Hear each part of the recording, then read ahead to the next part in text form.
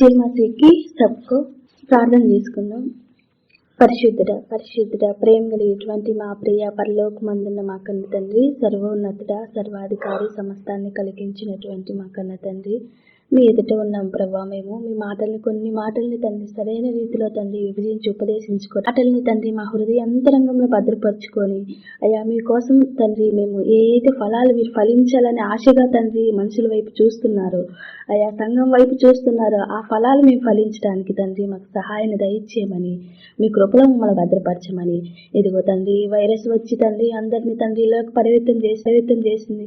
అయ్యా వైరస్ బారిన తండ్రి అందరూ పడి ఉన్నారు. మీ చిత్తమైతే వారందరినీ స్వస్థపరచమని, అయ్యా ప్రతి ఒక్కరిని చల్లగా కాపాడమని. ఇదిగో తండ్రి చక్కటి అవకాశాన్ని ఇచ్చారు ప్రభా. ఇంట్లో కూర్చొని మీ మాటలు ధ్యానించే భాగ్యాన్ని ఇచ్చారు తండ్రి. అందుని బట్టి తండ్రి మిమ్మల్ని స్తుతిస్తున్నాం ప్రభా. జ్ఞాపకం చేసుకోమని అయ్యా. ఇదిగో తండ్రి ఈ కొన్ని మాటల్ని తండ్రి అయ్యా చేసుకోమని అయ్యా. ఇదిగో తండ్రి ఈ కొన్ని మాటల్ని తండ్రి అయ్యా ఇదిగో తీసుకువెళ్ళిపోతున్నాం ప్రభా. ఇదిగో తండ్రి అనేకులు వినటానికి తండ్రి అయ్యా ఆ మాటల్ని తండ్రి సరైన రీతిలో తండ్రి మేము అయ్యా విభజించి ఉపదేశించడానికి తండ్రి మీ ఆత్మ సహాయాన్ని తండ్రి మెండుగా అనుగ్రహించమని, ప్రతి విషయంలో తండ్రి మాకు తోడుగా ఉండమని అయ్యా. మమ్మల్ని అందరినీ తండ్రి సంఘాలైన మా ప్రభువును మా రక్షకుడైన యేసుక్రీస్తు ప్రభుల వారి అతి శ్రేష్టమైన నామంలో ఈ ప్రార్థన మనం అడిగి వేడుకుంటున్నాం మా పరమ తండ్రి. ఇది ఒక ఉపమానాన్ని మనం చూసుకుందాము. चलिए हम वचन में चलते हैं. एक दृष्टांत हम देखेंगे. ఉపమానం లేకుండా యేసుక్రీస్తు ప్రభువారు ఏది శిష్యులకి బోధించలేదు. कोई भी क्योंकि हम जैसे बाइबल पढ़ते हैं तो हमें समझ में आता है कि जो यीशु जो भी बात करता था दृष्टांत के माध्यम से ही बात करता था. అది మనము ఉపమానాన్ని చూసుకుందాము. ఉపమానాన్ని చూసుకునే ముందు వాక్యము సత్యం అనేది ఎంత లోతుగా ఉంటుందో ఒక వచనాన్ని చూసుకుందాం. चलिए हम एक दृष्टांत देखेंगे, लेकिन उसके पहले हम एक वचन देखेंगे जिससे हमें पता चलेगा कि वचन कितना गहरा है, वचन में कितनी गहराई होती है. तो उसके लिए हम देखेंगे प्रसंगी सबोपदेशक 7వ అధ్యాయం 7वां अध्याय 7वां अध्याय 24వ వచనం 24वां वचन. సత్యమైనది దూరంగా బహులోతుగా ఉన్నది, దాన్ని పరిశీలన చేయగలవాడెవడు. तो इसमें लिखा है वह जो दूर और अत्यंत गहरा है उसका भय. ఇది ఇప్పుడు లేఖనాలు చాలా మనము పరిశీలన చేసుకుంటే అవి చాలా లోతైన జ్ఞానంలో ఉంటాయి. మన మనసంతా దాని మీద పెట్టి చాలా ध्यान చేస్తేనే అవి మనకి అర్థమవుతాయి. हम सब जानते हैं बहुत अच्छे से कि वचन की हर वचन का एक गहरा मतलब होता है और वो गहरे मतलब को हम कोशिश करेंगे. ఈ సత్యమే వాక్యము యోహాను సువార్త 17:17లో చెప్తాడు, నీ వాక్యమే సత్యము అని చెప్తాడు. और यूहन्ना 17:17 में लिखा है कि आप परमेश्वर का वचन ही सत्य है. వాక్యమే సత్యం అంటే అయినప్పుడు సత్యం అనేది చాలా లోతులో ఉంటుంది. ఆ లోతైన జ్ఞానాన్ని మనము होता है और इसको हमको समझने की जरूरत होती है. ఈ 1 కొరింథీ 1 कोरिन्थियों 2వ అధ్యాయం 2 अध्याय 13వ వచనం 13वां वचन. మనిషి జ్ఞానం నేర్పు మాటలతో కాక ఆత్మ సంబంధమైన సంగతులతో చరిచూచుచు ఆత్మ నేర్పు మాటలతో వీటిని గురించి మేము బోధించాము. इसमें लिखा है जिनको हम मनुष्यों के ज्ञान की सिखाई हुई बातों में नहीं परंतु आत्मा की सिखाई हुई बातों में आत्मिक बातों से मिलाकर सुनाते हैं. ఈ ఆత్మ నేర్పు పరిశుద్ధాత్మ సహాయంతో లేఖనాలని మనము సరిచూస్తూ ఇది వాక్యానుసారంగా రాయబడిన లేఖనాలని వాక్యం ఏం చెప్తుంది, వాక్యమే క్వశ్చన్ వాక్యమే ఆన్సర్. हम ये सब जानते हैं बहुत अच्छे से कि वचन के द्वारा ही हमें वचन ही क्वेश्चन के रूप में रहता है और आंसर भी हमें वचनों के. పరిశుద్ధాత్మ సహాయంతో మనము ఆ లేఖనాలను ధ్యానించేటప్పుడు ఆ మాటలు మనకి పూర్తిగా విశదపరుస్తాడు దేవుడు. तो ये सब चीजें हम पवित्र आत्मा के द्वारा परमेश्वर हमें सारी वेदों को खोलता है और हमें सिखाता है उसकी गहराई को. అది పరిశుద్ధాత్మ సహాయం వల్లనే కొన్ని మాటలు మనకు బాగా అర్థమయ్యేది. गहराई को అది పరిశుద్ధాత్మ సహాయం వల్లనే కొన్ని మాటలు మనకు బాగా అర్థమయ్యేది. और पवित्र आत्मा के द्वारा ही हमें कुछ बातें बहुत अच्छे से समझ में आती हैं. మత్తయి సువార్త मत्ती उसका 13వ अध्याय मत्ती उसका 13वां अध्याय 34 34वां अध्याय मत्ती उसका 13वां अध्याय 34 34वां वचन।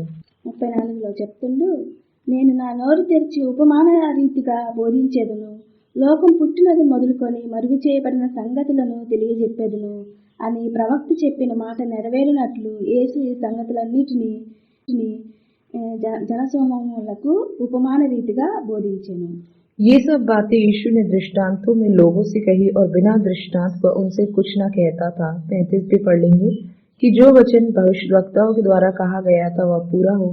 मैं दृष्टांत कहने को अपना मुंह खोलूंगा, मैं उन बातों को जो जगत की उत्पत्ति। వాళ్ళని అడిగి తెలుసుకునేవాళ్ళు. ईश्वर जब अपने चेलों से बातें करता था तो वो दृष्टांत के माध्यम से बात करता था और उसके चेले बाद में उसके जो भी वो दृष्टांत कहता था उसका मतलब और उसकी गहराई को समझने की कोशिश करते थे और उससे वो पूछते थे, मतलब कि जो भी दृष्टांत उसने कहा है उसका अर्थ क्या है, तो ये उससे जानते అది थे। వాళ్ళు అడిగినప్పుడు మాకే ఇలా ఎందుకు చెప్తున్నామని కానీ శిష్యులు అడుగుతారు. ఇక్కడ ఈ అధ్యాయంలోనే 10వ వచనాన్ని చూసుకుంటే, एक बार जब हम इसी अध्याय में 13वें अध्याय के 10वें वचन में पढ़ेंगे, తర్వాత ఆ శిష్యులు వచ్చి నువ్వు ఉపమాన రీతిగా ఎందుకు 10वें वचन में पढ़ेंगे, తర్వాత ఆ శిష్యులు వచ్చి నువ్వు ఉపమాన రీతిగా ఎందుకు వారితో మాట్లాడుచున్నావు ఆయనను అడగగా, ఆయన వారితో ఇట్లా, నేను పరలోక రాజ్యం మర్మములను ఎరుగుట మీకు అనుగ్రహింపబడి ఉన్నదని వారికి ఆయన उत्तर इच्छिनु। 10 और 11 पढ़ेंगे तो उसमें लिखा है, चेलों ने पास आकर उससे 11 पढ़ेंगे तो उसमें लिखा है, चेलों ने पास आकर उससे कहा, तू लोगों से दृष्टांतों में क्यों बातें करता है? उसने उत्तर दिया, तुमको स्वर्ग के राज्य के भेदों की समझ दी गई है पर उनको नहीं। వారికి అనుగ్రహింపబడలేదంటారు అని చెప్తాడు. మీకే అనుగ్రహింపబడి ఉంది, వాళ్ళకి అనుగ్రహింపబడి చెప్పి వాళ్ళకి చెప్తాడు. జనసమూహం ఎంతమంది వచ్చినా కానీ వాక్యాన్ని చెప్తాడు, కానీ ఉపమానంలో చెప్తారు, వాళ్ళు ఏం గ్రహించలేకపోతారు. तो हम ये सब जानते हैं बहुत अच्छे से कि जब ये चेलों से पूछते हैं कि हमसे दृष्टांत, कि तू लोगों से दृष्टांत में क्यों बातें करता है, तब वो उत्तर देता है कि ये जो दृष्टांत है उसका जो मतलब ये जो स्वर्ग के राज्यों की जो भेदों की समझ है वो सिर्फ तुम्हें दी गई है, लोगों की नहीं। तो क्योंकि वो लोगों को सिर्फ दृष्टांतों में समझाता था, उसका अर्थ पूर्ण रूप से किसको समझाते थे? अपने चेलों को समझाते थे। ఇప్పుడు మనకు గాని మనము లేఖనాలని ధ్యానించితేనే ఆ వాటిల్లో ఉన్నటువంటి భావాన్ని గ్రహించగలము. ఊరికి సంఘానికి వచ్చి ఒక గంట కూర్చొని విని వెళ్ళిపోయినా కూడా మనకేం అర్థం అవ్వదు. నిత్యం లేఖనాలని ధ్యానిస్తూ ఇందులో రాయబడిన మాటలకు అర్థమైంది తండ్రి, ప్రార్థనలో తండ్రిని అడుగుతూ ప్రభువా ఇవి నేర్పించరా అని చెప్పి అడుగుతూ ఉంటేనే ఆ మాటలు మనకి అర్థమవుతుంటే, हमें परमेश्वर के वचनों की गहराई, जब हमें उसका जो मतलब होता है वो तभी समझ में आएगा जब हम परमेश्वर के सानिध्य में रहेंगे, उसकी संगति में रहेंगे और परमेश्वर से निरंतर पूछते रहेंगे कि प्रभु इन वचनों का मुझे अर्थ समझा दो। अदरवाइज अगर आप एक घंटा बैठ के सुन के चले जाओगे तब हम नहीं समझ पाएंगे। हम तभी समझ पाएंगे जब हम इसको समय देंगे और पूर्ण रूप से इसको ध्यान करेंगे। మన పనులలో ఉన్నప్పటికీ పనులు చేసుకుంటూనే ఈ మాటలను కూడా ఎక్కువగా మనము మన మనసంతా పూర్తిగా వాక్యం మీద పెట్టాలి. हम जो भी हैं, जो कार्य करते तो हैं, लेकिन इसके साथ ही साथ हमको वचन का भी ध्यान करना बहुत ही जरूरी है, ये भी बहुत इम्पोर्टेंट है। మత్తయి సువార్త 22వ అధ్యాయం. चलिए वचन में चलते हैं। मत्ती 22वां अध्याय చూసుకున్నాము. యేసు వారికి ఉత్తరం ఇచ్చుచు తిరిగి ఉపమాన రీతిగా ఇట్లా, నేను పరలోక రాజ్యము తన కుమారునికి పెళ్లి విందు చేసి ఒక రాజుని పోలి ఉంది. ఇక్కడ మనము 14 దాకా చూసుకున్నాము. इसमें जब हम 22 में 1 से लेकर 13 तक पढ़ेंगे, ఈ మాటల్లో ఈయన ఉపమాన రీతిగా పరలోక రాజ్యము గురించి తండ్రి అయిన దేవుని గురించి యేసుక్రీస్తు ప్రభువారు ఇక్కడ మాట్లాడుతున్నాడు. इसमें हम देखते हैं कि यीशु यहाँ पर फिर से दृष्टांत में कुछ बातें कहता है। वह स्वर्ग के राज्य के विषय में बात करता है और उसके दृष्टांत को समझाता है, उसको दृष्टांत के रूप में। పరలోక రాజ్యము తన కుమారుని పెళ్లి విందుకు చేసిన ఒక రాజుని పోలి ఉన్నది. ఆ పెళ్లి విందుకు పిలువబడిన వారిని ఏర్పరచుటకు అతడు తన దాసులను పంపినప్పుడు వారు రానొల్లకపోయిరి. 3 దాకా 3 तक पहले पढ़ लेते हैं। यीशु फिर उनसे दृष्टांतों में कहने लगा, स्वर्ग का राज्य उस राजा के विवाह के भोज में बुलाए, परंतु उन्होंने आना ना चाहा। ఇక్కడ ఫస్ట్ ఇజ్రాయెల్ దగ్గరికే వాక్యం వచ్చింది. మోషే గారు, హారూన్ గారు ఇద్దరు ఆ, ఏ- తండ్రి అయిన దేవునికి దాసులుగా కొనసాగుతుండ్రు. లేవీలు తర్వాత లేవి గోత్రానికి అది ఇస్తాడు దేవుడు. ఆయన దాసులుగా ఉండి అనేకుల్ని సమకూర్చి వాక్యాన్ని చెప్పటము వాళ్ళ పనిగా యాజకులుగా వాళ్ళకి అప్పచెప్తాడు. जो वचन जो थे, जो सबसे पहले वो इजराइलियों के पास आया, उसके कि इजराइलियों के वचन तक पहुंचाने के लिए मूसा और हारून को चुना गया परमेश्वर ने, ताकि वो दास के रूप में आए और इसको लीड करे और उनको वचन पहुंचाए परमेश्वर का। इसके बाद लेवियों को आया ताकि वो भी क्या कर सके, वचनों का प्रचार प्रसार करने पाए। కాగా 4వ వచనము, కాగా అతడు ఇదిగో నా విందు సిద్ధపరిచి ఉన్నాను, ఎద్దులను కొవ్విన పశువులను వధింపబడినవి, అంతయు సిద్ధంగా ఉన్నది, పెండ్లి విందుకు రండని పిలువబడిన వారితో చెప్పుడని వేరే దాసులను పంపెను గాని వారు లక్ష్యం చేయక. 4వ వచనం. हाँ, तो चौथा वचन पढ़ेंगे 22वें अध्याय का। मैं बोझ तैयार कर चुका हूँ, मेरे बैल और पले हुए पशु मारे गए हैं और सब कुछ तैयार है, विवाह के भोज में आ जाओ అని ఇక్కడ చెప్తుంటే పెళ్లి విందు అంత సిద్ధంగా ఉంది రండని వేరే దాసుల్ని పంపుతుంది. ఇక్కడ వేరే దాసులు ఎవరంటే ప్రవక్తలు, న్యాయచిన ప్రవక్తలందరూ ఇది ఆయనకి మాటలు చెప్పడానికే ఇశ్రాయేలీని నిలబెట్టడానికే వస్తారు. हाँ, तो हम जब से पढ़ते हैं तो इसके दृष्टांत को जब हम मतलब समझने की कोशिश करेंगे तो इसमें लिखे हैं ना, उन्होंने अपने दासों को भेजा निमंत्रित लोगों को बुलाने के लिए, अर्थात मतलब जितने भी प्रवक्तरी कि उनको उन लोगों ने परमेश्वर ने चुना कि वो जाएं और इजराइल में जाकर परमेश्वर के वचन को पहुंचाए और वचन का प्रचार प्रसार करने पाए। ఈ కొవ్విన పశువు అంటే సిద్ధపడిన ఎద్దులను కొవ్విన పశువులను వధింపబడినవి అంటే ఆ శరీరం రీతిగా ఒక ఆహారం గురించి దేవుడు మాట్లాడుతున్నాడు.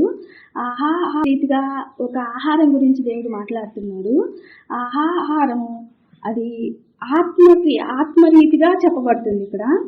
हाँ, यहाँ पर बैल और पले हुए पशु के मारे जाने का वर्णन है, अर्थात उसका मतलब है आहार, मतलब आत्मिक आहार के विषय में बात हो रही है।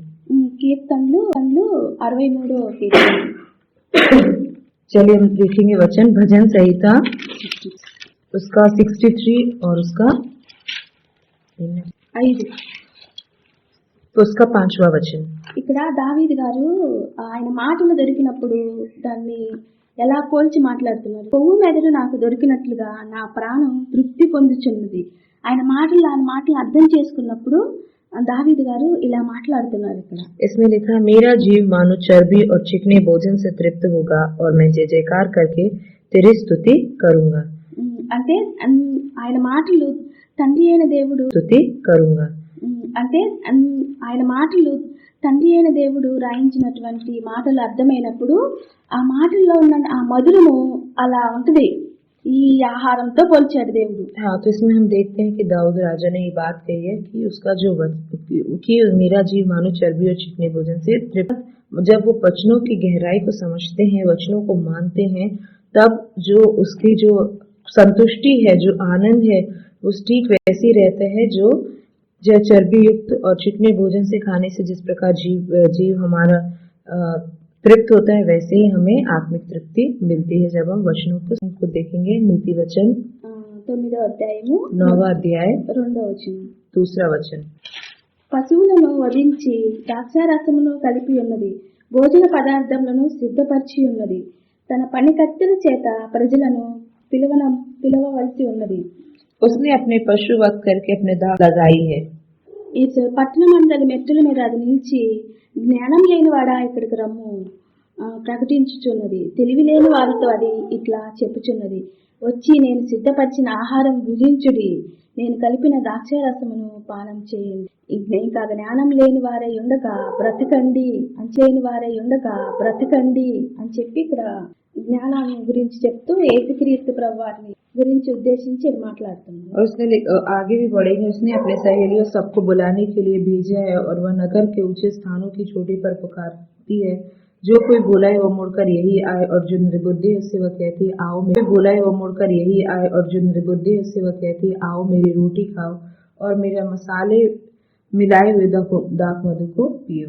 ఇక్కడ చెప్తుండు అదే ఆహారం గురించి మాట్లాడుతూ నేను కలిపింది అంటే శరీరాల్లో ఉన్న మనకు అర్థం అవ్వాలి కాబట్టి ఇలాగా ఒక దా కొవ్విన ఇలాగా ఒక దా కొవ్విన ఎద్దులని వీటిని చూపిస్తూ దేవుడు ఇలా చెప్తూ మాట్లాడుతుండు రుచిగల ఆహారం అని हाँ, तो यहाँ पर बात हो रही है मतलब खाने की बात हो रही है, तो हमें इसलिए ये खाने का दृष्टांत बताया गया है खाने के बारे में ताकि हम क्योंकि हम शायद होती है उसी प्रकार हमें इससे लिंक करके बताया गया है कि जिस प्रकार शरीर को उचित उत्तम खाने की जरूरत होती है वैसे ही आत्मिक जीवन के लिए भी हमें उत्तम आहार की जरूरत होती है और वो उत्तम आहार है वचन, परमेश्वर का वचन।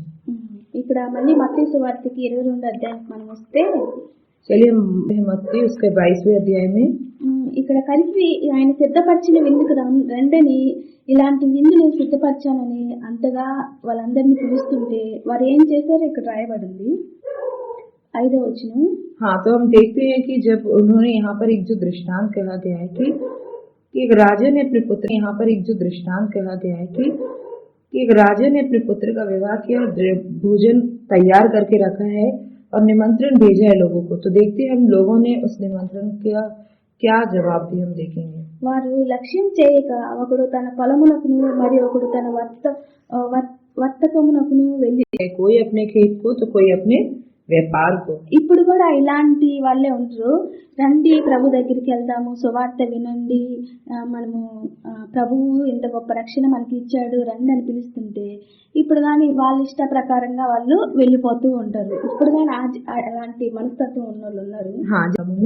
तो हम आजकल भी वैसे ही देखते हैं कि मसीह जीवन में भी जब हम लोग लोगों को बोलते हैं वचन में आइए या किसी से कहा जाता है वचन पढ़िए चलिए परमेश्वर की संगति में चलते हैं, तो लोग भी वैसे ही होते हैं कि यहाँ पर जैसे इन लोग ने बहाने बनाए वैसे ही वहाँ रियल लाइफ में भी लोग ऐसे ही बहाना बनाते हैं और परमेश्वर बहानों को देने लगते हैं। తక్కిన వారు వాళ్ళేం కొంతమంది ఏ ఒకటి వాళ్ళ ఇష్టం వచ్చిన మాటలు చెప్పేసి వెళ్ళిపోతారు సమాధానం ఇచ్చేసి, కొంతమంది అయితే తక్కిన వారు 6వ వచనంలో తక్కిన వారు అతని దాసులను పట్టుకొని అవమానపరిచి చంపిరి। हाँ, तो इसमें हमने देखा कि 5वें में तो कुछ लोग ने तो उनकी उपेक्षा चंपरी। हाँ, तो इसमें हमने देखा कि 5वें में तो कुछ लोग ने तो उनकी उपेक्षा कर दी और कोई खेत को कोई व्यापार को चले गए। लेकिन जब हम 6वें अध्याय में देखते हैं तो लिखा है अन्य लोगों ने जो बच रहे थे उसके दासों को पकड़कर उनका अनादर किया और मार डाला। అవమానపరిచారంట। దేవుని సువార్తని ప్రకటిస్తుంటే అవమానపరిచారంట। దేవుని సువార్తని ప్రకటిస్తుంటే లోక సంబంధంగా ఉన్నవాడికి హేళన చేసేది, అవమానపరిచేది, ఎక్కడ వీళ్ళని చిక్కించుకుందామని ప్రయత్నించేది, ఇలాంటివి జరుగుతూ ఉంటాయి। तो यहाँ पर 6वें वचन में जैसे हम लिखा है कि उसके दासों को जो इन लोग बुलाने गए थे उनको पकड़कर लोगों ने अनादर किया और मार डाला। तो रियल में भी वही होता है जब परमेश्वर के नाम से कोई आता है और परमेश्वर के वचनों का प्रचार करता है, परमेश्वर की संगति में लेकर जाने की कोशिश करता है, तो परमेश्वर के दासों को भी इसी प्रकार बेइज्जत किया जाता है और उनको मारा जाता है। उनके साथ గ్రంథంలో చూస్తే ఇర్మియా గారు ఒక మాటలు हम वचन में आगे जाएंगे, इर्मिया में देखेंगे। इर्मिया उसका 20వ అధ్యాయం 20वां अध्याय 7 నుంచి 9 వచనాలు 7 से लेकर 9वें वचन तक। యెహోవా నీవు నన్ను ప్రేరేపింపగా నీ ప్రేరేపణకు లోబడితిని, నీవు బలవంతం చేసి నన్ను గెలిచితివి, నేను దినమెల్లా నవ్వుల పాలైతిని, అందరూ నన్ను ఎగతాళి చేయుదురు, ఏలయనగా నేను పలుకునప్పుడెల్లా బలత్కారమే జరుగుచున్నది, దోపుడు జరుగుచున్నది అని ఎలుగెత్తి చాటింపవలసి వచ్చెను। దినమెల్లా యెహోవా మాట నాకు అవమానమునకును అపహాస్యమునకును హేతువాయెను। ఆయన పేరైన ఎత్తనని ఆయన నామమును బట్టి ప్రకటింపను అని నేను అనుకుంటున్నా, అది నా హృదయంలో అగ్ని వలె। जब हम पढ़ेंगे, हे यहोवा तूने मुझे धोखा दिया और मैंने धोखा खाया, तू मुझसे बलवान है इस कारण तू मुझ पर प्रबल हो गया। दिन भर मेरी हंसी उड़ाई जाती है, सब लोग मुझे से ठट्टा करते हैं, क्योंकि जब मैं बातें करता हूँ तब मैं तब मैं जोर से पुकार पुकार कर ललकारता हूँ। उपद्रव और दिन भर मेरे लिए निंदा और टट्टा का कारण होता रहता है। यदि मैं कहूँ कि मैं उसकी चर्चा ना करूंगा, ना उसके नाम से बोलूंगा, तो मेरे हृदय की ऐसी दशा होगी मानो मेरी हड्डियों में धधकती हुई आग हो और मैंने अपने को रोकते रोकते थक गया, पर मुझसे रहा नहीं जाता। रहा नहीं जाता। ఇక్కడ చెప్తుంటూ ఆయన దేవుని గురించిన మాటల్లో చెప్పడానికి వెళ్తే అక్కడ అవమానము, అపహాస్యము ఇర్మియా గారికి ఎదురవుతుంది. ఇజ్రాయేలీలకు చెప్పడానికి తను వెళ్ళిన ప్రతిసారి అవమానపరిచేది, వాళ్ళు అపహాస్యం చేసి ఎగతాళి చేసేది, అలా చేసి నవ్వులు పాలు చేసి పంపుతుంది. जब इन वचनों को हम ध्यान देंगे तो हम पढ़ेंगे तो हमें समझ में आएगा कि इर्मिया क्या कहता है। इर्मिया जब भी इजरायलियों को वचन देने जाता था तो बार बार इजरायली उनको क्या करते थे, बहुत ज्यादा उनका अपमान करते थे, उनकी निंदा करते, बहुत ज्यादा उनका अपमान करते थे, उनकी निंदा करते थे। इसी विषय में ये यहाँ पर इर्मिया अपनी बात को कह रहा है। ఇలానే ప్రవక్తలకి చాలా మందికి ఇలానే జరుగుతుంది. ऐसे ही बहुत सारे जो भविष्यद्वक्ता परमेश्वर के नाम से आते हैं, बहुत सारे ऐसे लोगों को ऐसे ही निंदा और अपमान को सहना पड़ता है। ఇంకొక ప్రవక్త గురించి చూద్దాము, యెషయా గ్రంథం. एक और हम भविष्यद्वक्ता के विषय में बात करेंगे, परमेश्वर भक्त के विषय में। यशाया 20వ అధ్యాయం 20वां अध्याय 2 నుంచి 6 దాకా. 2 से लेकर 6 वचन। ఆ కాలంన యెహోవా ఆమోజు కుమారుడైన యెషయాకు ద్వారా ఈ అడుగు మీద గోనెపట్ట విప్పి నీ పాదముల నుండి జోళ్లు తీసివేయుము. అతడు అలా చేసి దిగంబరై జోళ్లు లేకయే నడుచుచుండగా యెహోవా నా సేవకుడైన యెషయా ఐగుప్తును గురించి కూషును గురించి చూచెనగా సాదృశ్యంగా 3 సంవత్సరాలు దిగంబరై జోళ్లు లేకయే నడుచుచు ప్రకారంగా అషూర్ రాజు చెరపట్టబడిన ఐగుప్తీయులను, తమ దేశం నుండి కొనుక్కోబడిన కూషీలను, పిన్నలను, పెద్దలను దిగంబరులుగా, చెప్పులు లేని వారుగా పట్టుకొని పోవును. ఐగుప్తులు అవమానమగునట్లు పితరుల మీద వస్త్రమును. उसी वर्ष यहोवा ने आमोस के पुत्र यशायाह से कहा, जा और अपनी कमर का टाट खोल और अपनी जूतियां उतार। अतः उसने वैसा ही किया और वह नंगा और नंगे पांव घूमता फिरता था। तब यहोवा ने कहा, जिस प्रकार मेरा दास यशायाह 3 वर्ष से उघाड़ा और नंगे पांव चलता आया है कि मिस्र और इसी प्रकार अशूर का राजा मिस्र और कुश के लोगों को बंदी बनाकर देश निकाला करेगा। क्या लड़के क्या बूढ़े सभी को बंदी बनाकर उघाड़े और नंगे पांव और नितंब खुले ले जाएगा, जिससे मिस्र लज्जित हो। तब वे कुश के कारण जिस पर उनकी आशा थी और मिस्र के हेतु कहेंगे, देखो जिन पर हम आशा रखते थे और जिनके पास हम अश्शूर के राजा से बचने के लिए भागने को थे, उनकी ऐसी दशा हो गई है, तो फिर हम लोग कैसे बचेंगे। ఇక్కడ ఇలా మీకు జరగబోతుందని యెషయా గారు ముందుగా చెప్తే యెషయా గారి మాట అసలు వినలేదు ఇజ్రాయేలీలు. तो हम जब देखते हैं कि जब यशायाह ने पहले ही बताया कि इजराइलियों के साथ क्या होने वाला है, उन्होंने पहले ही भविष्यवाणी की, उनको पहले ही बताया, लेकिन उन्होंने उसकी बात को नहीं जाना और नहीं माना। ఇప్పుడు ఎక్కడి నుంచి అయితే వచ్చారో ఐగుప్తు నుంచి, ఎక్కడి నుంచి అయితే దేవుడు చెర నుంచి విడిపించి బయటకు తీసుకొచ్చి అంత గొప్పగా వాళ్ళని ఉంచినప్పుడు, వాళ్ళు తిరిగి పాపం చేసినప్పుడు ఇలా మళ్ళీ చెరకి మళ్ళీ పంపించే పరిస్థితిని తెచ్చుకుంటారు ఇజ్రాయేలీలు. जैसे कि हम जानते हैं, परमेश्वर ने इजराइलियों को मिस्र देश की गुलामी से, उसकी बंधुआई से छुड़ाकर लेकर अपनी गलतियों को वापस उन्होंने किया, जिसके कारण वो वापस बंधुआई में, मिस्र देश की वापस बंधुआई में जाने की कगार पर आ गए हैं। ఇప్పుడు వీళ్ళు ఐగుప్తుకి పారిపోతుంటే, మళ్ళీ తిరిగి ఐగుప్తుకి పారిపోతుంటే వాళ్ళకి ఇలా సంభవింపబోతుందని యెషయా గారు, నా కోసం నువ్వు ఈ అవమానాన్ని భరిస్తావా, వస్త్రాలు లేకుండా ఇలా తిరుగుతావా, దేవుని వాక్యం నిమిత్తం అవమానాన్ని కూడా సహించి ముందుకు వెళ్తుండ్రు. మనకు కూడా ఎన్నో అవమానాలు వస్తుంది, అయినప్పటికీ సహించి ముందుకు కొనసాగాలి. इसमें लिखा है कि लोग जो है इजरायली फिर से मिस्र देश की को भागने की तैयारी में रहते हैं, वहां जाने का सोचते हैं। तब यशायाह उनको बताता है, और जब यहोवा उनको कहता है कि अपने कमर का ठाट खोल, जूतियां उतार, तो वैसे ही करता है। फिर वो नंगा होकर घूमता है और नंगा पांव घूमता रहता है, मतलब अपमान सब कुछ सहता है वो। तो वैसे ही जब हम मसीही जीवन में जब तरक्की को पाते हैं और मसीही जीवन में आगे बढ़ना चाहते हैं तो हमारे जीवन में भी ऐसी बहुत सारे आगे बढ़ना चाहते हैं तो हमारे जीवन में भी ऐसी बहुत सारे अपमान और निंदा को हमें सहने की जरूरत पड़ती है और ऐसा होता है कि हमें निंदा को सहना पड़ता है। ఇలా ప్రవక్తల్ని అవమానపరిచి ఇజ్రాయేలీలు వాళ్ళ మాట వినకుండా వాళ్ళని అందరినీ చంపేస్తారు. చాలా మంది ప్రవక్తల్ని ఇజ్రాయేలీలు చంపేస్తారు. हम देखते हैं कि वचन को जब हम पढ़ते हैं वचन को बताने के लिए उन लोगों ने उनका मोल न जाना जिसके कारण उनको क्या कर दिया गया, उन इजरायलियों के द्वारा उन भविष्यवक्ताओं को उन प्रचारकों को हम देखते हैं कि मार डाला गया है। बहुत सारे प्रचारकों को उन्होंने मारा है। అదే మత్తయి సువార్త 23వ అధ్యాయము 31వ వచనం యేసుక్రీస్తు ప్రభువారు కూడా వాళ్ళ మీద సాక్ష్యము పలుకుతున్నాడు ఇక్కడ. इसमें हम आगे देखेंगे मत्ती उसका 23వ वचन 23वां अध्याय और 31వ వచనం 31वां वचन जब हम पढ़ेंगे तो हम देखेंगे ఇది చెప్తాడు. అందువలననే మీరు ప్రవక్తలను చంపిన వారి ఇది చెప్తాడు. అందువలననే మీరు ప్రవక్తలను చంపిన వారి కుమారులై ఉన్నారని మీ మీద మీరే సాక్ష్యం చెప్పుకొంచున్నారు అంటాడు. तो इसमें लिखा है जो हमने अभी बात कही उसके विषय में यीशु खुद गवाही दे रहा है। इससे तो तुम अपने पर आप ही गवाही देते हो कि तुम भविष्यद्वक्ताओं गवाही दे रहा है। इससे तो तुम अपने पर आप ही गवाही देते हो कि तुम भविष्यद्वक्ताओं के हत्यारों की संतान हो।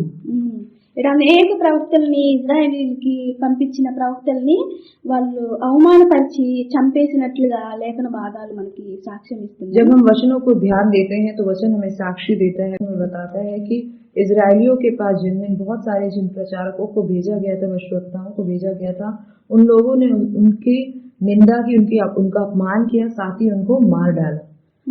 మళ్ళీ తిరిగి మనం మత్తయి సువార్తకి వస్తే चलिए हम वापस आएंगे मत्ती उसका 22वें अध्याय। కాబట్టి రాజు కోపపడి తన దండును పంపి ఆ నరహంతకులను సంహరించి వారి పట్టణములను తగలబెట్టించెను.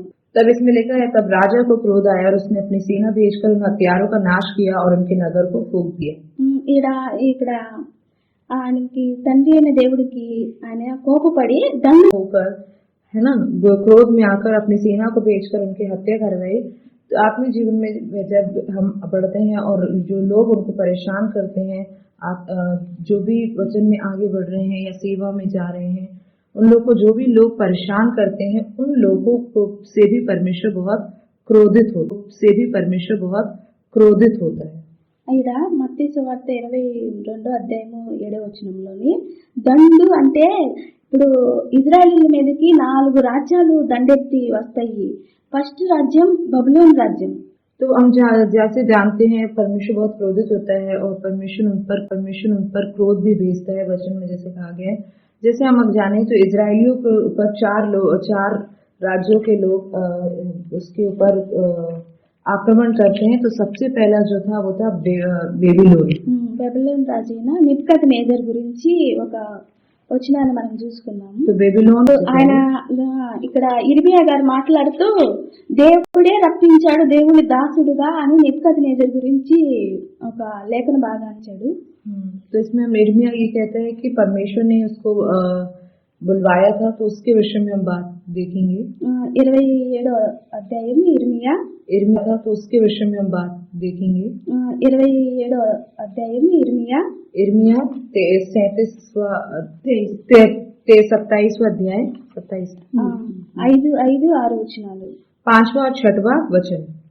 అధిక బలము చేతనే చాచిన బాహువు చేతనే భూమి మీద ఉన్న నరులను జంతువులనేమి సృజించి ఎవరికిచ్చుటకు న్యాయం అనుకొని తోచునో వారికే ఇచ్చుచున్నాను.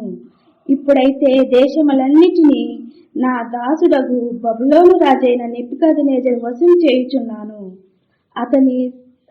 అతడు సేవకులు కూడా అతని వశము చేయుచున్నాను. पृथ्वी को और पृथ्वी पर के मनुष्यों और पशुओं को अपनी बड़ी शक्ति और बढ़ाई हुई भुजा के द्वारा मैंने बनाया, और जिस किसी को मैं चाहता हूँ उसी को मैं उन्हें दिया करता हूँ। जब अब मैंने ये सब देश अपने दास बेबीलोन के राजा नबूकदनेस्सर को आप ही दे दिए हैं, और అన్నిటినీ నెబుకద్నెజర్ ఆధీనం చేసేస్తాడు. ఎందుకు? ఇజ్రాయేల్ చేసిన తిరుగుబాటును బట్టి వీళ్ళని గాని అప్పగించాల్సిన పరిస్థితి వచ్చేస్తుంది. మొత్తము అంతా ఆ రాజు చేతికి అప్పగించేస్తాడు దేవుడు. तब में इसमें देखते हैं कि यहोवा जितना भी हक रहता है वो पूरा नबूकदनेस्सर को दे देता है। जितना भी हक रहता है वो पूरा नबूकदनेस्सर को दे देता है। उनके अधीन सारी चीजों को, सारे जानवरों को, सबको उनके अधीन कर देते हैं। इसलिए ताकि इजरायलियों को सबक मिले, क्योंकि वो वापस उनके दासत्व में जाने वाले थे। ఇక్కడ మత్తయి సువార్త 22:7లో ఇక్కడ మత్తయి సువార్త 22:7లో చెప్పబడిన ఈ మాటకి మళ్ళీ ఇంకొక చెరగాని వస్తుంది. ఇర్మియా 52:14. जब मत्ती 22 का 7 पढ़ेंगे तो एक और इससे रिलेटेड एक और वचन हमको देखने को मिलता है। तो उसके लिए हम देखेंगे इर्मिया। हमको देखने को मिलता है तो उसके लिए हम देखेंगे इर्मिया 52వ అధ్యాయం उसका 52, उसका चैप्टर 52 14వ వచనం, उसका 14 वर्स 52 का 14 वचन 14వ వచనము 52:14 దేహ సంరక్షకుల అధిపతితో కూడా కూడిన కల్దీల సేనా సంబంధులందరూ యెరూషలేము చుట్టూ ప్రాకారములన్నిటినీ పడగొట్టిరి. వాళ్ళు చేసిన తప్పిదాన్ని బట్టి యెరూషలేము మొత్తము దేవుని పట్టణంగా ఉన్న యెరూషలేము నాశనం చేయబడుతుంది వీళ్ళు తిరుగుబాటుని బట్టి. हम 13 और 14 दोनों हम पढ़े को आग लगवाकर फुकवा दिया और कसदियों की सारी सेना ने जो अंगरक्षकों के प्रधान की संग थी यरूशलेम के चारों ओर की सब शहरपना को ढा दिया। तो इसमें हम देखते हैं कि यहोवा के जो भी भवन और राजभवन थे, यरूशलेम के सब बड़े बड़े घर हैं, सब बड़े बड़े घरों को आग लगाकर फुकवा देते हैं। और राजभवन थे, यरूशलेम के सब बड़े बड़े घर हैं, सब बड़े बड़े घरों को आग लगाकर फुकवा देते हैं। और जो कसदियों की सेना ने अपने अंगरक्षकों के प्रधान की संग थी यरूशलेम के चारों ओर के जितने भी शहरपना है उनको भी ढा देना पड़ता है। ఇక్కడ వీళ్ళు ఎప్పుడైతే ఇలాంటి దేవునికి మాటకి వినునల్లని జీవితాలు అయిపోయి వాళ్ళ ఇష్టానుసారంగా మళ్ళీ చెరలోనికి వెళ్ళిపోయినప్పుడు ఆ చెరను బట్టి వాళ్ళ పట్టణాలన్నిటినీ నాశనం చేయబడుతుంది. ఆ రాజు వచ్చి నెబుకద్నెజరు కట్టించిన మందిరం, సొలొమోను రాజు ఎంతగానో కష్టపడి కట్టిన మందిరాన్ని కూడా ఆయన కొల్లగొట్టుకొని మొత్తం करते हैं तो हमें समझ में आता है कि इजरायलियों की गलतियों के कारण, क्योंकि वो वापस अपने गलतियों को दोहरा रहे थे, इसके कारण उनको उसका परिणाम भुगतना पड़ता है। जिसके कारण ये होता है कि जो नबूकदनेस्सर आता है तो वो उन सारे बड़े बड़े घरों को गिरवा देता है, शहरपनाह को ढा देता है। साथ ही सुलेमान राजा ने बड़े ही वैभव से बनाया था उसको भी ढा देता है, उसको भी लूटकर वो नबूकदनेस्सर चला जाता है। నెబుకద్నెజరు ఆయన బ్రతికున్న కాలంలో 3 సార్లు యెరూషలేం పట్టణాన్ని కొల్లగొట్టుకొని పోతాడు. तो हम जो अब नबूकदनेस्सर जो था वो अपने जीवन में 3 बार वो ऐसा होता है कि वो यरूशलेम के उस भवन को लूट कर ले जाता है। అది కూడా ఇక్కడ రాయబడుతుంది ఇర్మియా 52వ అధ్యాయము. तो वो इस बात का हम देखेंगे तो वो लिखा है इर्मिया इसी अध्याय में 52 के लिखा है इर्मिया इसी अध्याय में 52 के 28वें वचन में నెబుకద్నెజరు తన ఏలుబడి యందు 7వ సంవత్సరమున 3వ నెల 23 యూదులను చెరగొనిపోయెను. నెబుకద్నెజరు ఏలుబడి యందు 18వ సంవత్సరమున అతడు యెరూషలేం నుండి 830 ఇద్దరిని చెరగొనిపోయెను. ఇట్లా చాలా మందిని చెరలోనికి 3 ప్రకారుగా యుద్ధం చేసి ఆ పట్టణం మీదకి గొప్పవారి ఎండ్లనేమో కాల్చి వేస్తాడు. వాళ్ళు ఎందుకంటే మళ్ళీ తిరగబడి నా మీదకి వస్తారేమో అనేసి కడు పేదలైన వారిని మాత్రమే, మిగతా వాళ్ళందరినీ చెర తీసుకొని. जब इन बच्चों को हम पढ़ते तो हमें समझ में आता है कि 3 बार जो था नबूकदनेस्सर ने उन पर आक्रमण किया और उनको लूट लिया, उनके घरों को तोड़ डाला, उनको नष्ट करने की कोशिश की। जो इतने भी बड़े बड़े लोग थे, जो वैभवशाली थे, उन सभी को उन्होंने उनके साथ क्या किया, उनके ऊपर आक्रमण किया। सिर्फ उन्हीं लोगों को छोड़ा जो बहुत ज्यादा गरीब था, जिनके पास खाने को भी कुछ नहीं था, क्योंकि उनका ये मानना था जो बड़े लोग हैं, जो बड़े बड़े जिनके आलिशान घर हैं, महल, वो फिर से कहीं ऐसा ना हो इनके ऊपर आकर आक्रमण कर दे, इसलिए उन सभी को उन्होंने दबा दिया। उन फिर से कहीं ऐसा ना हो इनके ऊपर आकर आक्रमण कर दे, इसलिए उन सभी को उन्होंने दबा दिया, उन सभी को आक्रमण किया उनके ऊपर। लेकिन जिन लोग जो उनके पास खाने को रोटी नहीं थी, जिनके पास खाने को कुछ नहीं था, जो बेहद गरीब था, उनको छोड़ दिया। వాళ్ళని కూడా ఎందుకు ఉంచాడంటే ద్రాక్ష తోటలు అక్కడున్న उनको छोड़ दिया। వాళ్ళని కూడా ఎందుకు ఉంచాడంటే ద్రాక్ష తోటలు అక్కడున్న పొలాలన్నీ సాగు చేయడానికి వాళ్ళని మాత్రమే అక్కడ ఉంచి మిగతా వాళ్ళందరినీ తీసుకెళ్ళిపోతాడు। तो वो उन्होंने सिर्फ इसलिए इन लोगों को छोड़ा क्योंकि वो जितने भी वहां पर दाग की बारियां थी, जितने भी जो काम वगैरह करवाना था, दासों के रूप में काम करवाने के लिए उनको रखा था। 9 నుంచి 15 వచనం దాకా ఇదంతా అదే రాయబడింది। 9 से लेकर 15वें वचन को अगर हम पढ़ेंगे तो इस बारे में लिखा है। ఇదంతా అదే నేను ఇప్పుడు ఇర్మియా గ్రంథంలో చదివించిందే ఇక్కడ కూడా అదే మ్యాటర్ ఇక్కడ రాజుల గ్రంథంలో కూడా రాయిస్తుడు ఏ విధంగా మందిరాన్ని కొట్టి తీసుకువెళ్ళిపోయింది, ఎలాగా ఆ మందిరాన్ని ఏ విధంగా కాల్చి ముక్కలు ముక్కలుగా కొట్టుకొని పోయింది, అదంతా ఇక్కడ రాయబడుతుంది। तो जब इसको पढ़ेंगे तो हमें समझ में आएगा जो अभी हमने कुछ बातों को जिन बातों का हमने ध्यान किया था इर्मिया के अध्याय में, तो हमें ये पढ़ने पर यहाँ पर भी वही चीज सेम मिलेगी कि कैसे नबूकदनेस्सर ने इजरायलियों को लूटा, और साथ ही चीज सेम मिलेगी कि कैसे नबूकदनेस्सर ने इजरायलियों को लूटा, और साथ ही जो इतना अत्यंत वैभवशाली जो महल था यरूशलेम का जो महल था, जो मंदिर था, जो पर सुलेमान ने बड़े अच्छे से बनवाया था, उसको कैसे वो एक एक चीज को लूट कर ले जाता है, नष्ट करता है, वो सब कैसे वो एक एक चीज को लूट कर ले जाता है, नष्ट करता है, वो सब चीजें इसमें डिटेल में लिखी गई हैं। ఇప్పుడు వాళ్ళు అలా దేవుని వాక్యానికి లోబడకుండా దేవుని వాక్య ప్రకారంగా నడుచుకోలేదు కాబట్టి వాళ్ళకి ఇలాంటి పరిస్థితి వచ్చింది। మందిరాన్ని చూసుకొని గర్వంగా మాట్లాడుకునే వాళ్ళు। तो उनके जीवन में ये परिस्थिति इसलिए आई क्योंकि उनके जीवन में घमंड था, क्योंकि और साथ ही वो परमेश्वर को जान नहीं रहे थे, और उसका डर उनके परमेश्वर का डर नहीं था लोगों में, और वो परमेश्वर के मंदिर को देखकर बहुत ज्यादा अहंकार दिखाते थे, घमंड की बातें करते थे। इसके कारण उनको इन परिस्थितियों का सामना करना पड़ा। ఇదంతా ఉపమానంలో దేవుడు పొందుపరిచి పెట్టాడు। ये सब अंत हमने पढ़ा जो 22वें अध्याय में मत्ती 22 में, तब वो दृष्टांत समझ में आता है हमें, इसकी गहराई को जब हम देखते हैं तो 22:8 వచనము మత్తయి సువార్త। अब पढ़ेंगे 22वां अध्याय उसका 8वां वचन, मत्ती 22 का 8वां वचन। అప్పుడు అతడు పెండ్లి విందు సిద్ధంగా ఉన్నది గాని పిలువబడిన వారు పాత్రులు కారు గనుక రాజ్య మార్గంలోనికి పోయి మీకు కనబడిన వారందరినీ పెండ్లి విందుకు పిలువడని తన దాసులతో చెప్పాను। ఇప్పుడు కనబడిన వారందరినీ పిలవాలి। ఇప్పుడు అలా కనబడిన వారందరమే ఈ అన్యజనులుగా ఉన్నవాళ్ళు, ఎవరు వస్తే వాళ్ళని పిలుచుకురా, రానోళ్ళని వదిలేస్తే ఎవరైతే సువార్తకి లోబడతారో వాళ్ళే కావాలి। 8 और 9 दोनों पढ़ेंगे। तब उसने अपने दासों से कहा, विवाह का भोज तो तैयार है, परंतु निमंत्रित लोग योग्य नहीं ठहरे, इसलिए चराहों पर जाओ और जितने तुम्हें मिले सबको विवाह के भोज में लाओ, बुला लाओ। मतलब इसमें ये था, पहले जो वचन जो आया था, जो परमेश्वर आया था, वो सिर्फ इजरायलियों के लिए आया था, लेकिन फिर जब उन लोगों ने उसकी अपमान की निंदा की, उसको जाना नहीं, तब ये हक उसने दूसरों को भी दिया कि वो उनको तो उनके अलावा जितने भी उनको मिल रहे थे, जैसे यहाँ पर लिखे हैं, वो वचन का जो सौभाग्य है वो सभी अन्य जातियों को भी मिलने लगा। इसी वचन को जब हम पढ़ेंगे समझ में आएगा। इसलिए हमें अन्य जाति होते हुए भी हमें उन वचनों का सौभाग्य इसलिए मिला क्योंकि इजरायली उसकी इम्पोर्टेंस को, उसकी वैल्यू को जान नहीं पाए थे। इसके कारण अन्य जातियों को भी परमेश्वर ने चुना और परमेश्वर ने उनके जीवन में कार्य किया। 10వ వచనం చూస్తే ఆ దాసుని రాజమార్గంలోకి పోయి చెడ్డవారినేమి మంచివారినేమి తనకు కనబడిన వారిని అందరినీ పోగు చేసింది గనుక విందుకు వచ్చిన వారితో ఆ పెండ్లిశాల నిండి ఉండెను। जिसमें 10वें वचन में पढ़ेंगे, अतः उन दासों ने सड़कों पर जाकर क्या बुरे क्या भले जितने मिले सबको इकट्ठा किया, और विवाह का घर अतिथियों से भर गया।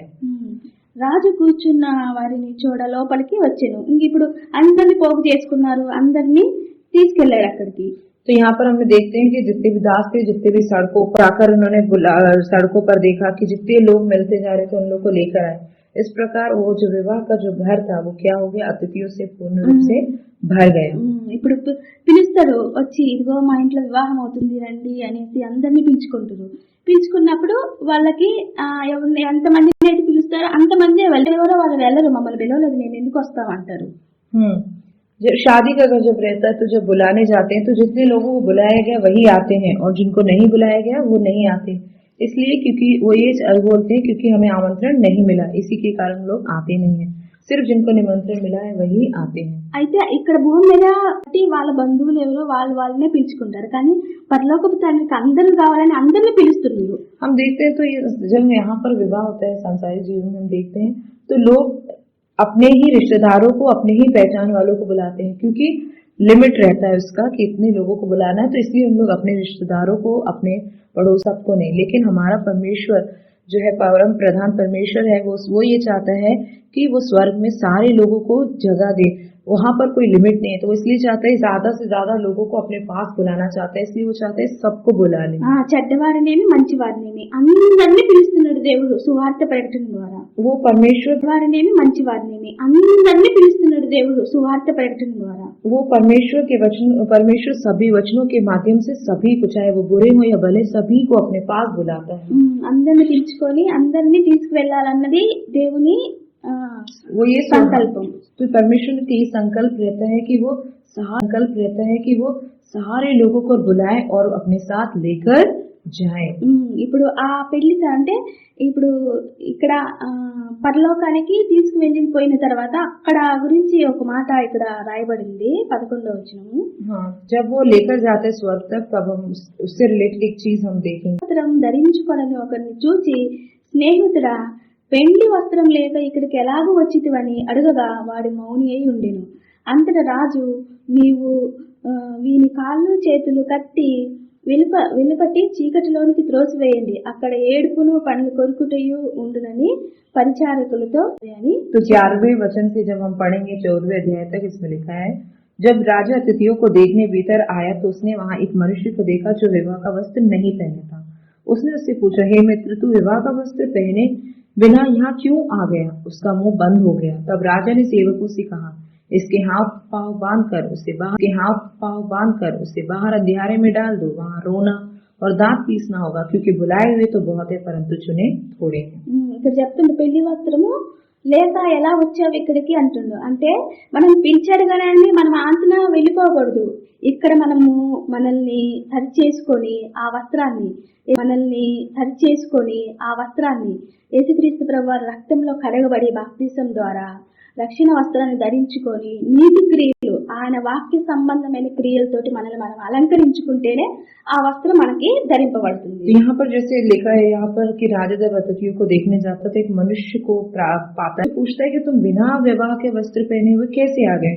तो वैसे ही इस आत्मिक जीवन में जब अगर हम परमेश्वर के पास जाना चाहते हैं तो हम बिना तैयारी के जा ही नहीं सकते परमेश्वर के पास।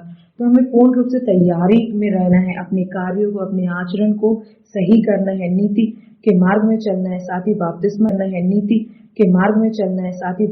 लेना है, उसको अंगीकार करना है, तभी हम परमेश्वर के साथ हो पाएंगे। तभी हमें वो विवाह का वस्त्र जो यहाँ पर है, वो जिस प्रकार उसको नहीं मिला था, तो जिनके पास उन्हीं को वो अधिकार मिला था वहाँ रहने का, वैसे ही हमें भी तभी अधिकार मिलेगा जब हम ये सारी चीजें करेंगे। ఇప్పుడు ఆ వస్త్రం లేకుండా మనం అక్కడికి వెళ్ళలేము. వెళ్ళినా మనకి ఇలాంటి పరిస్థితి వస్తుంది. అంటే భూమి మీద ఉండగానే, మనము దేహంలో ఉండగానే మనము ఆ దుష్టుని వశమైపోయి ఉన్న మనల్ని దేవుడు కనికరించి తన కుమారుని ద్వారా పిలుస్తున్నాడు. కాబట్టి మనం ఈ పిలుపులో లోబడి మనల్ని మనము ఆయన రక్తంలో కడుక్కొని ఆ వస్త్రాన్ని ధరించుకుంటేనే, ఆయన మాట ప్రకారంగా నడుచుకుంటా యథార్థంగా కొనసాగుతుంటేనే మనము అక్కడికి వెళ్ళగలం. हम तभी परमेश्वर के राज के अनुसार, उसके बुलाने के अनुसार अपने आप को तैयारी में लगाएंगे, पूर्ण रूप से उन वस्त्र को तभी धारण कर पाएंगे, अदरवाइज हम नहीं जा पाएंगे, उसके योग्य नहीं ठहर पाएंगे। ఇక్కడ అంటుండే లాస్ట్ వచనంలో కాగా పిలువబడిన వాళ్ళు అనేకులు ఏర్పరచబడిన వాళ్ళు కొందరని కొరింథీయులకు రాసిన పత్రికలో చూస్తే అక్కడ కూడా పౌలు గారు बहुत है परंतु चुने हुए थोड़े हैं। तो इससे रिलेटेड एक वचन हम देखेंगे तो वो लिखा है ఒకటో కొరింథీయులకు రాసిన పత్రిక पहला कुरिन्थियों ఒకటో అధ్యాయము पहला अध्याय 26:9 26 నుంచి 26 से लेकर 29वें वचन సహోదరులారా మిమ్మల్ని పిలిచిన పిలుపుని చూడండి మీలో లోకరి लेकर 29वें वचन సహోదరులారా మిమ్మల్ని పిలిచిన పిలుపుని చూడండి మీలో లోకరీతి జ్ఞానులైనను గనులైనను గొప్ప వంశం వారైనను అనేకులు పిలువబడలేదు గాని ఏ శరీరము దేవుని ఎదుట అతిశయింపకుండునట్లు జ్ఞానులను సిగ్గుపరచుటకు లోకములో నుండి వెర్రి వారిని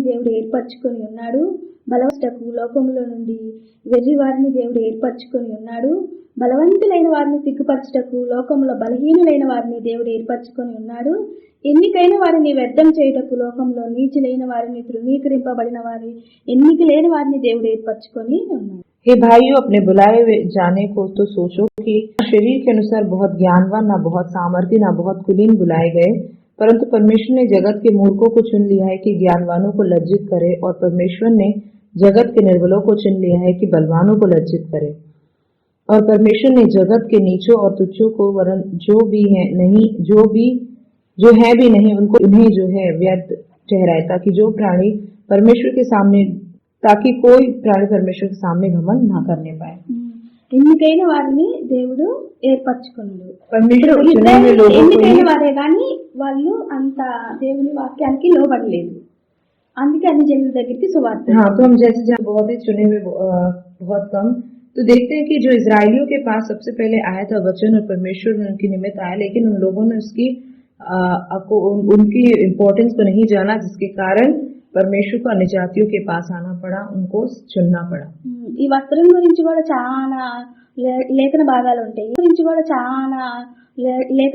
ఉంటాయి వస్త్రాన్ని కూడా చాలా ధరించుకోవాలని చాలా భాగాలు ఉంటాయి ఇంకా అవన్నీ ఇప్పుడు టైం కూడా చాలా అయింది ఇంకొకసారి లేఖన భాగాలు వివరించుకునేటప్పుడు ఈ వస్త్రాల గురించి కూడా जब ये आत्मिक वस्त्रों की बात हो रही है तो इसके विषय में बहुत सारे वचन में लिखा हुआ रेफरेंस अगर देखना चाहे तो बहुत सारे जगहों पर इसके बारे में लिखा है बहुत डिटेल में लिखा है तो अगर आज अभी हम उन सबको नहीं ध्यान दे पाएंगे क्योंकि अभी ऑलरेडी टाइम हो गया है तो हम उसको आगे कभी ध्यान करेंगे। ఈ ఉపమానము దీన్ని ధ్యానించేటప్పుడు నాకు ఇంత वचन जब तैयारी मैं कर रही थी तो तब परमेश्वर के मार्गदर्शन में मुझे ये सब चीजें पता चलती गई और मैंने तैयारी करती गई परमेश्वर का मार्गदर्शन मिलता गया मुझे।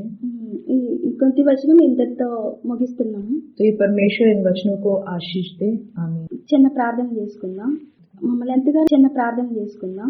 మమ్మల్ని ఎంతగానో ప్రేమించినటువంటి మా ప్రియ పరలోకమందున్న మా కన్న తండ్రి పరిశుద్ధుడా ప్రేమ కలిగేటువంటి మా దేవా ఇదిగో తండ్రి కొన్ని మాటలు మీ మాటలను విభజించుకోవడానికి తండ్రి మీరు చేసిన సహాయాన్ని బట్టి తండ్రి మీకు స్తోత్రములు వందనములు చెల్లించుకుంటున్నాం ప్రవ్వా ఇదిగో తండ్రి ఈ మాటలు విననై ఉన్న వారి హృదయాలలో తండ్రి ఇవి 30 గంటలు వెరవడంతో వాళ్ళు అయా సరైన రీతిలో తండ్రి ఇదిగో ఈ మాటల్ని అర్థం చేసుకోవడానికి మీ ఆత్మ సహాయాన్ని అనుగ్రహించి విత్తబడిన వాక్యం తండ్రి వ్యర్థంగా పోకుండా ప్రవ్వా ప్రతి ఒక్కరి హృదయాల్లో ఫలించినట్లుగా తండ్రి సహాయాన్ని దయచేయమని ప్రతి ఒక్కరిని తండ్రి జ్ఞాపకం చేసుకోమని ఇదిగో తండ్రి త్వరగా మా కొరకు రాని ఉన్న మా ప్రభువును మా రక్షకుడైన యేసుక్రీస్తు ప్రభువు వారి అతి శ్రేష్టమైన నామం